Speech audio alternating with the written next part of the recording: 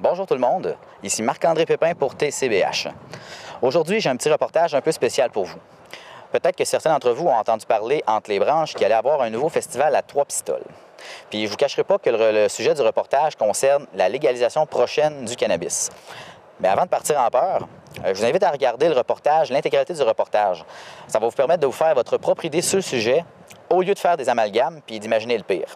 Donc, Michael Rioux, l'initiateur du projet, je crois qu'il explique ça de façon très claire et très simplement pour que tout le monde, autant ceux qui sont pour que ceux qui sont contre, pour que tout le monde comprenne, en fait. Fait que je vous souhaite un très bon reportage. Bonjour, bienvenue tout le monde à cette conférence de presse pour l'annonce du Festival du cannabis qui va changer de nom sous peu, même pendant la conférence de presse, parce qu'on n'a pas le droit de l'appeler le Festival du cannabis. On va vous expliquer ça sous peu. À ma gauche, j'ai les copropriétaires du Caveau, la microbrasserie, qui va accueillir sur son site le festival. Et à ma droite, j'ai M. Maurice Vallée, co-maire qui est là avec nous, co-maire de Trois-Pistoles. On est très fiers et très contents d'accueillir le festival, le premier festival du cannabis au Québec sur nos terres. Ça nous rappelle de bons souvenirs de l'éco-fête en 2012 qui s'était tenu aussi dans le stationnement du Caveau Théâtre à l'époque. Le Caveau Théâtre a changé de vocation, est devenu une microbrasserie. Et on y travaille beaucoup avec le houblon. Et le houblon, c'est la seule autre plante qui est dans la même famille que le cannabis, que le chanvre en fait. C'est une famille de plantes qui compte deux plantes, le cannabis et le houblon, les cannabinacées. Donc, l'espace qu'on ouvre ici, avec le festival, s'appellera l'espace cannabinacé, au pluriel. Puis, je vous invite peut-être à constater la ressemblance avec le houblon en granule ici, que j'ai, qu'on utilise en brasserie. C'est du houblon québécois d'ailleurs, il y a une grosse production de houblon au Québec. Donc c'est ça, nous on a brassé une bière spécialement pour l'événement, dont le nom et tout ça sera dévoilé un peu plus tard. C'est une bière où on retrouve les deux plantes, donc il y a du chanvre et du houblon. C'est la bière cannabinacée. Puis on va la servir pendant le festival. Alors, bonjour tout le monde, bienvenue dans ce lieu, dans cet autre lieu légendaire qu'est le Caveau Théâtre. C'est avec un certain intérêt et un intérêt certain que la ville de Trois-Pistoles, après avoir pris connaissance de l'ampleur et de l'activité du programme offert, a décidé de faire un accueil favorable à la proposition de M. Michael Rioux de présenter cet événement dont il vous détaillera la programmation bientôt, la suite.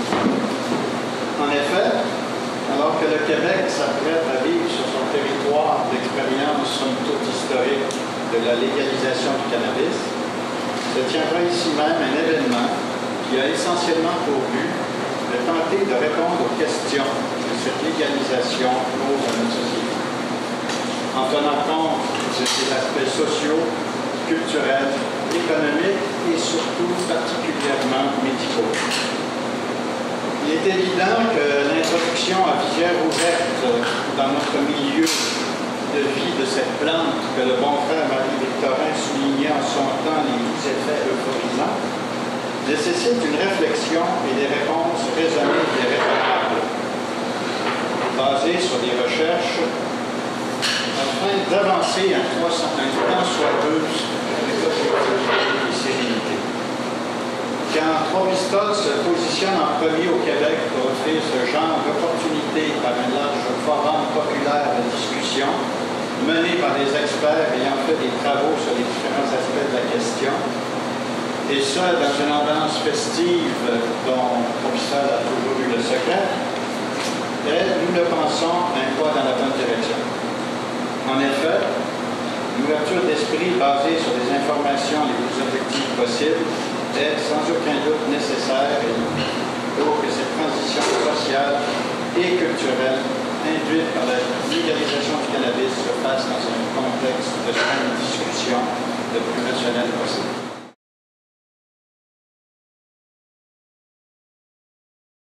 L'automne passée, il y avait Chantal Arroyo et Mike Sandel de la clinique La Croix-Verte qui faisaient une tournée, qui ont fait l'Est du Québec, entre autres. Et à travers leur tournée, ils sont arrêtés chez nous. Puis on a soupé ensemble, puis on a jasé ensemble, puis après quelques heures de discussion, moi j'avais déjà cogité l'idée de créer un festival du cannabis, mais je n'étais pas sûr de mon idée, donc j'avais besoin de valider avec des gens qui étaient vraiment experts dans leur domaine pour voir leur intérêt, parce que c'est comme ils sont considérés quand même des sommités là, dans leur domaine au Québec. Et puis à ce moment-là, ils m'ont souligné qu'il y avait vraiment un intérêt pour eux d'avoir un événement comme ça, justement pour déstigmatiser tout ce qui se passe présentement. Une espèce de campagne de peur qu'on voit, là, qui s'est passée d'ailleurs un peu partout dans les États aux États-Unis, comme le Colorado. Avant la légalisation, c'est sûr que les gens, ça a créé un peu une certaine crainte au niveau de la population. Et puis, on a vu ces craintes-là s'estomper une fois que la légalisation a été mise en branle. Et moi, ce qui m'intéressait, c'était vraiment de dire, regardez, tout ce qu'on entend, la plupart du temps, dans les médias, c'est surtout des histoires néfastes qui tournent autour du cannabis. Puis, ce qu'il faut comprendre, c'est que souvent, ces histoires-là sont reliées au THC, aux psychoses que les jeunes peuvent avoir quand ils sont prédisposés à ces maladies mentales-là. Donc, oui, c'est intéressant, il faut en parler, il faut éduquer et sensibiliser la population à ça. Mais moi, ce que je dis aux gens qui ont peur, c'est que présentement, c'est comme si on allait à la SAQ, puis il n'y avait aucune étiquette sur les bouteilles. Donc, est-ce qu'on est en train de boire du 90 %? On est-tu en train de boire du 20 à 12 %? Est-ce qu'on est en train de boire une bière légère à 5 %? Présentement, sur le marché, quand on consomme du cannabis, c'est ça qui se passe. Donc, c'est un tabou. Les gens ne veulent pas en parler. Même mes amis consommateurs de cannabis ne sont pas nécessairement au courant que dans le cannabis, il y a des cannabinoïdes, qu'il y a du THC, qu'il y a du CBD. Donc, tous ces aspects-là, plus scientifiques, on n'en entend pas assez parler parce que le débat est devenu très émotif. Donc, l'idée du festival, c'était vraiment, OK, cette plante-là a été démonisée depuis les années 30, depuis que ça a été rendu légal aux États-Unis, avec des campagnes de propagande comme Reefer Madness, des films qui ont été créés spécialement pour faire peur au monde. Mais ça a occulté un pan incroyable de cette plante-là, qui est le côté toutes les propriétés médicinales, mais aussi les propriétés environnementales de cette plante-là. Donc moi, c'est ce qui me rejoignait le plus. Et l'idée du festival, c'était vraiment de dire, OK, oui, on sait qu'il y a des côtés négatifs à ça. Est-ce qu'on peut le prendre de façon tempérée, puis d'aller vraiment vers une éducation, d'aller rencontrer des spécialistes de la prévention, de la toxicomanie et tout ça, qui vont venir nous parler de ça, mais aussi, est-ce qu'on pourrait aussi parler des côtés positifs de cette plante-là? Et dans les dernières années, il y a énormément de recherches qui ont été faites, qui témoignent de ces avancées scientifiques-là au niveau de la plante. Donc, le festival va beaucoup aborder ces aspects-là.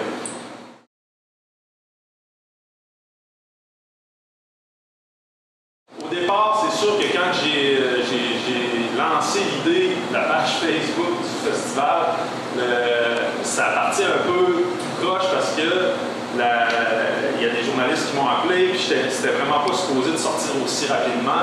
J'étais en train de faire le tour des intervenants du milieu, j'aurais souhaité avoir plus de temps pour faire ça, mais au mois d'octobre, c'est sorti dans les médias, puis à partir de ce moment-là, il était un peu trop tard pour retarder le lancement de l'idée.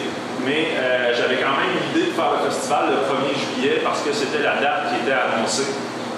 Puis au fil des mois, qu'est-ce qui s'est passé, on a vu. La date a été retardée. À partir de ce moment-là, je me suis dit, bon, ben, faire un festival avant le temps, c'est peut-être pas la meilleure idée. Mais il a fallu qu'on essaie de voir quelle date à peu près ça pouvait être qui allait légaliser, parce que l'idée, c'est que pour faire un festival, il faut bien sûr faire des réservations avec les bands, avec les conférenciers, tout ça. Donc, en parlant aux acteurs du milieu, on a choisi la date du 1er 2 septembre, qui était à peu près dans les eaux où on entendait que le cannabis allait être légalisé. Donc, à partir de ce moment-là, j'ai fait des réservations, j'ai fait des approches au niveau du caveau pour voir si eux étaient intéressés à héberger le festival sur leur site. J'ai fait des approches aussi au niveau des compagnons de la mise en valeur du patrimoine vivant, à avec la forge à Bérubé pour voir si la forge pouvait être disponible. Et j'ai aussi contacté des artistes, des conférenciers. Et là, à ce moment-là, on a mis en branle les dates du festival. On avait choisi le 1er 2 septembre, puis on espérait que le cannabis soit légal à partir de ça, ce qui ne s'est pas avéré.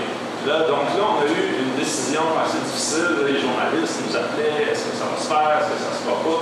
Donc, il y a eu une réflexion à faire à ce niveau-là. Puis au final de la réflexion, qu'est-ce qu'on s'est dit? C'est que peut-être justement, pour se démarquer des événements qui existent déjà, un peu comme les 420, les Podfest, où c'est vraiment un festival où c'est la consommation qui est mise de l'avant, le fait que ça ne soit pas encore légal le 1er 2 septembre, ça va être bénéfique pour l'événement. Donc, on va vraiment comprendre la différence entre notre événement qu'on veut faire et dans le futur, contrairement aux autres événements qui existent, qui mettent vraiment plus de l'avant, les cannabis cups et tout ça. C'est vraiment des salons de dégustation et tout ça. Puis nous, c'était pas nécessairement ça l'idée du festival à la base. Donc, on a décidé de le faire quand même le 1er 12 septembre, même si c'est pas légal. En retard.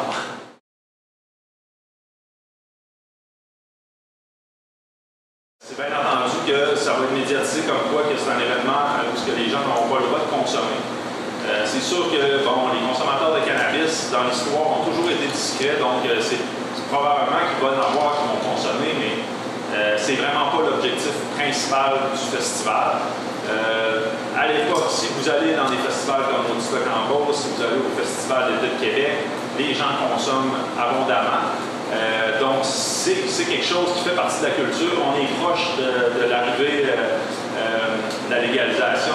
Il va y avoir une rencontre qui va être faite avec la Sûreté du Québec pour parler de ça avec eux. Et donc, moi, c'est clair que le message, puis sur le site web aussi, ça va être annoncé. Comme quoi, malheureusement, parce que je sais que ça aurait été pour plusieurs intéressant d'au moins pouvoir griller un joint ou prendre un jujube ou quelque chose comme ça. Mais encore une fois, ce n'est pas l'objectif du festival de miser sur la consommation. On sait que ça va être l'élément un petit peu plus controversé, mais on fait avec.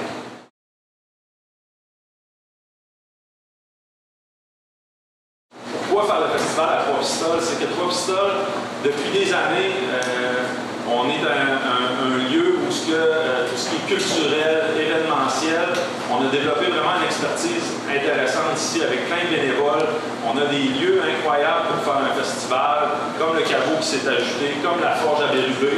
Moi, j'aime à dire, on parle beaucoup en agriculture de permaculture, mais Trois-Pistoles, c'est aussi un lieu permaculturel où tout est déjà en place, donc c'est facile d'organiser un événement où la logistique ne sera pas si compliquée pour une première édition où on ne savait pas les dates du festival. Ça aurait pu normalement avec un événement avec des chapiteaux à monter et tout ça. Donc cette année, on a décidé d'y aller dans la simplicité. On a limité le nombre de billets à 420. Donc pour la mission générale, c'est 10 $ qui vont vous donner accès à l'espace cannaminacé, donc à la microbrasserie, aux kiosques qui vont être à l'extérieur, à la maison d'écrivain juste en haut, au salon de thé qui va être mis en place pour l'événement et aux conférences qui vont tous avoir lieu à la Forge à Bérubé.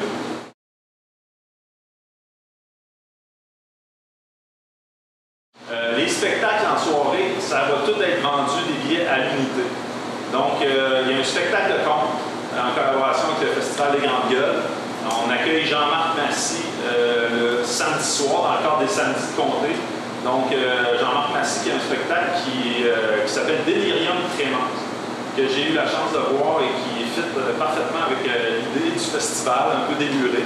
Donc, c'est Jean-Marc Massy qui est un habitué du Festival des Grandes Gueules, va ouvrir le festival samedi à 8 h.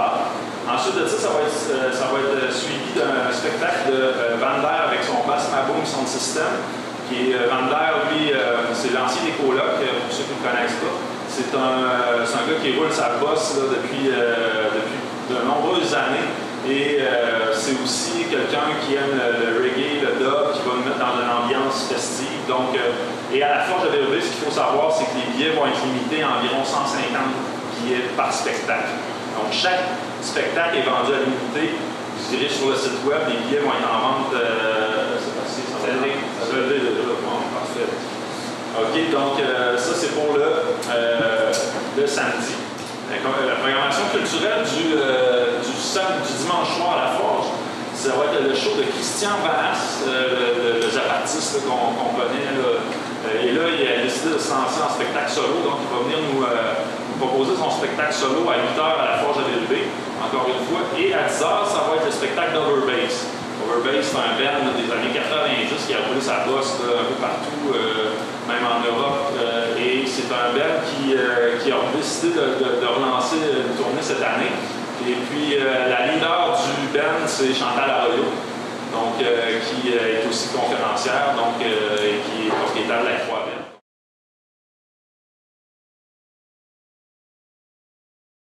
Durant le jour, on a 3 conférences qui se tiennent aussi à la Forge. Donc, c'est un milieu, ce qui est le fun, là, parce qu'on avait des conférences à l'époque avec EcoFight dans les chapiteaux, ça bougeait beaucoup, mais ce qui est intéressant pour un conférencier, c'est d'avoir une salle,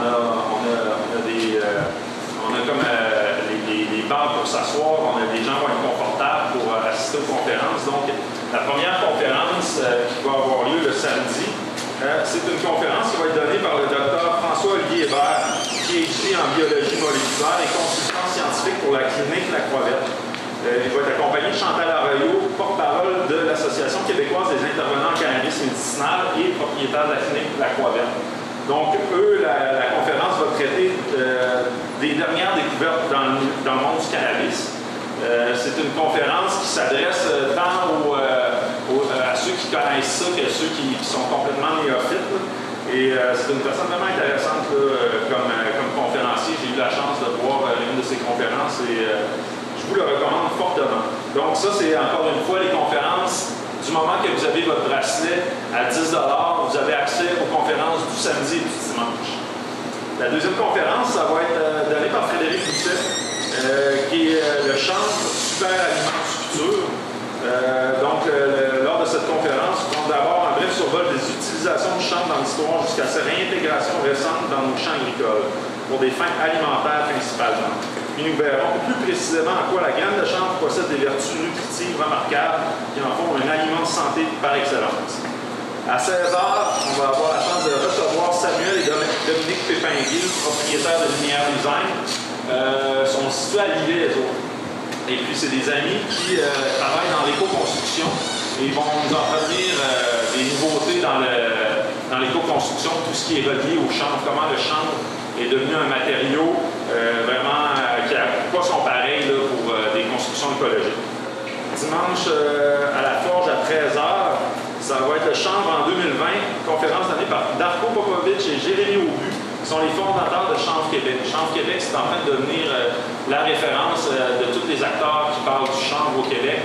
Donc, eux, ils vont venir nous parler du chanvre, ils vont livrer un portrait du chanvre d'aujourd'hui en abordant les impacts de la légalisation. Ensuite, on présente les enjeux de l'industrie de l'avenir de la plante au Québec. 2h30, ça va être la légalisation 101, du cannabis 101 avec Jean-Sébastien Fallu. Jean-Sébastien Fallu, ça vous dit peut-être quelque chose, on l'a vu, tout le monde en parle.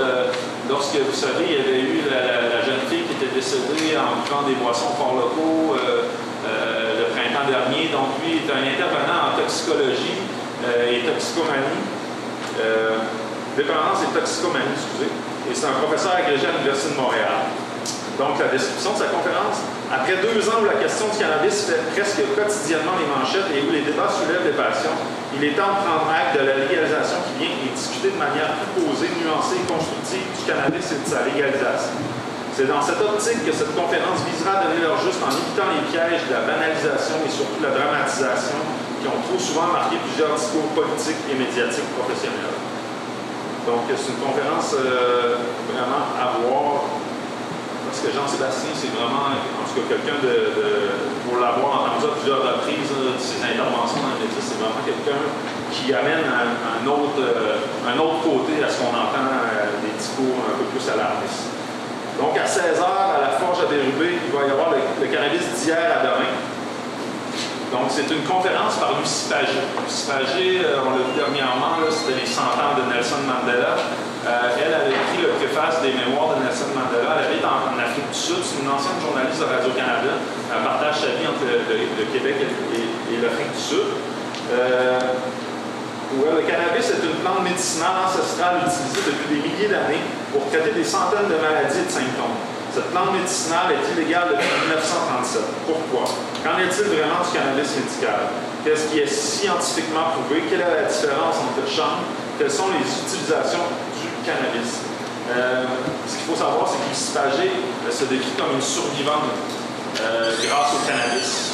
Elle avait une sorte de ménopause sévère et elle s'est sauvée la vie grâce à cette plante-là. Suite à ça, elle a décidé de faire des recherches actives sur le sujet. Donc, elle a passé 3 ans de sa vie à faire des recherches sur le cannabis. Et puis, c'est un peu ça qu'elle vient nous livrer, son témoignage, mais aussi en Afrique du Sud, qu'est-ce qui se passe avec les dernières recherches, puis comment les gens se traitent aussi avec le cannabis médicinal.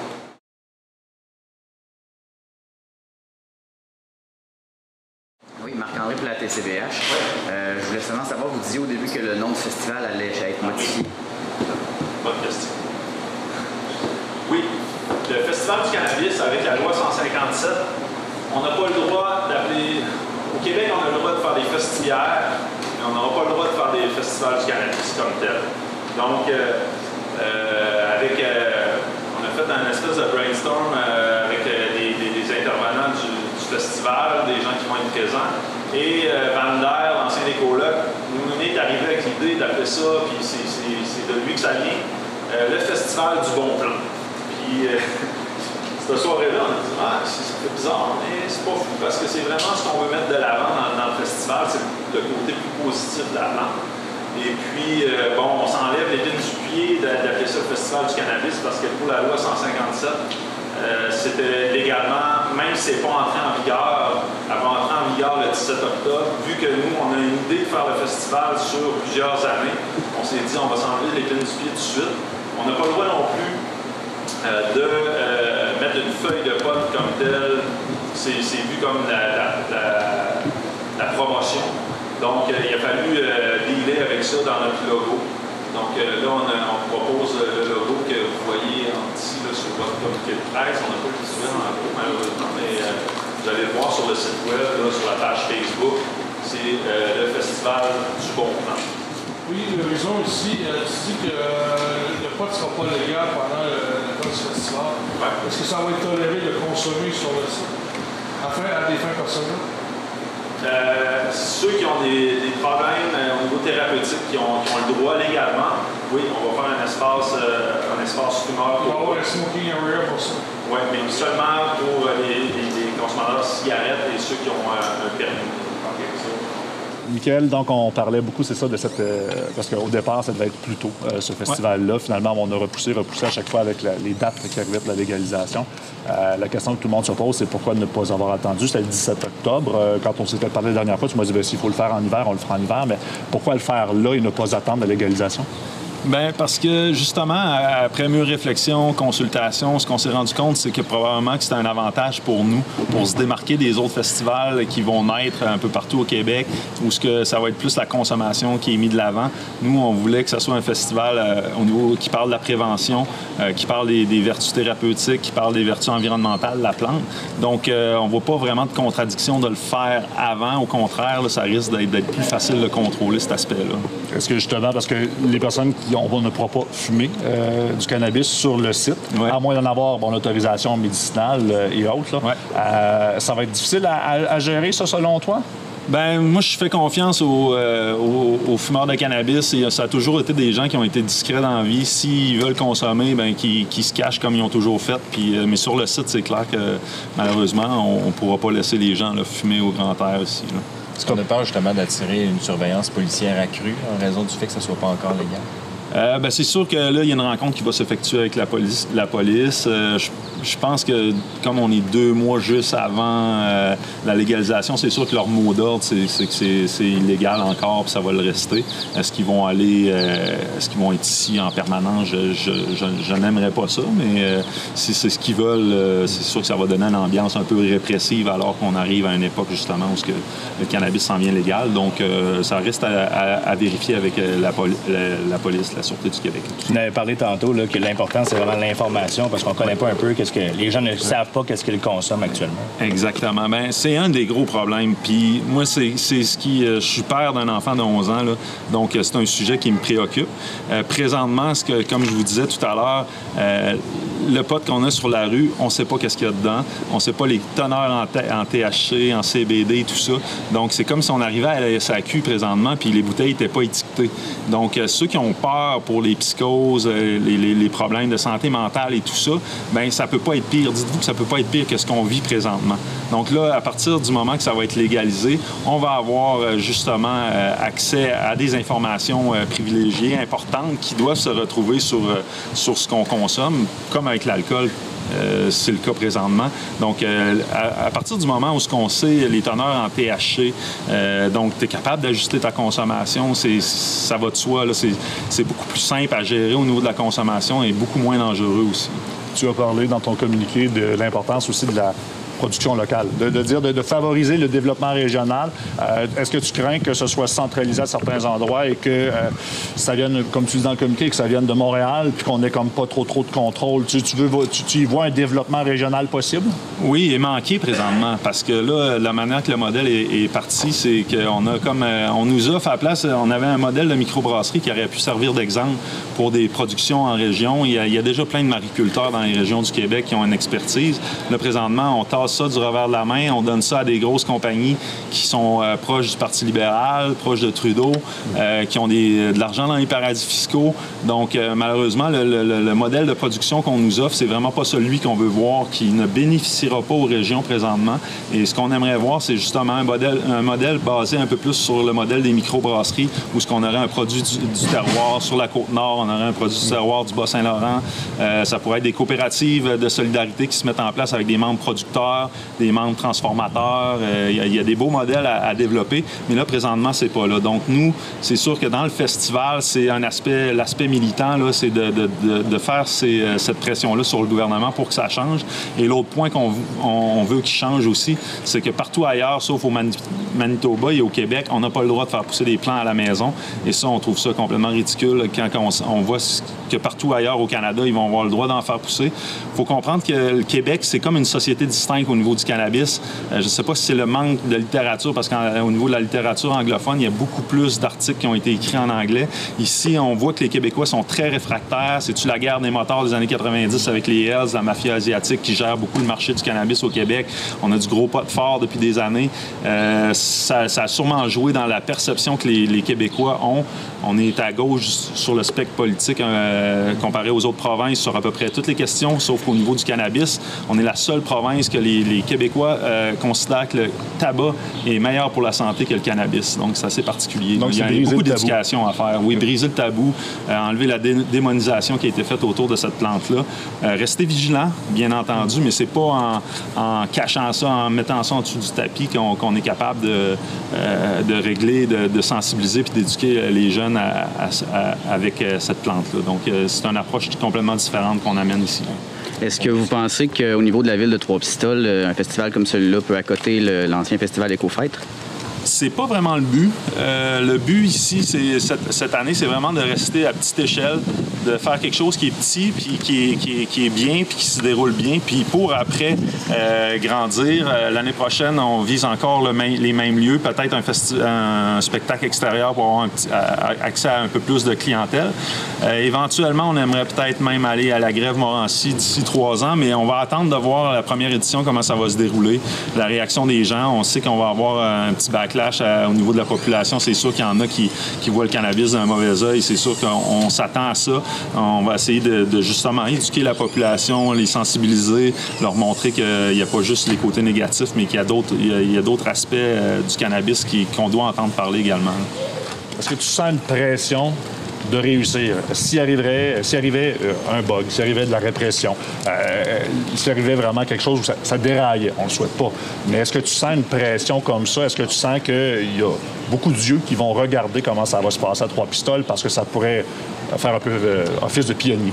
Oui, il y a une pression, oui, mais en même temps, justement, en limitant le nombre de billets, 420, c'est pas énorme. On est un endroit, il y a déjà tout ce qu'il faut comme structure. On a le caveau théâtre ici. Moi, je vois pas vraiment comment ça peut.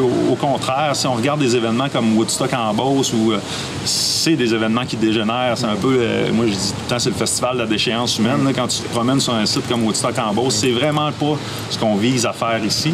Donc, l'alcool n'est pas mis de l'avant. Oui, on va avoir une bière au chanvre, mais c'est vraiment pas ça. Donc, pas de consommation. C'est vraiment un festival de la consommation. Puis, un beau lapsus, de la consommation responsable. Donc c'est ça. Il n'y a pas de pression. Tu sens pas qu'il y a une pression. Tu sens pas que les gens pourraient décider d'en faire un cas type si jamais il y a un déraillement. En fait, la pression, c'est un peu moi qui me la donne à moi parce que j'aimerais ça que ça soit un succès pour pouvoir continuer les années d'après. Si jamais c'est un fiasco total, ben là, ça sera une leçon que je vais apprendre et puis on aura une expérience de plus dans notre vie, mais c'est pas, ça me stresse plus ou moins. Parfait. Merci beaucoup. Merci. Ça fait plaisir.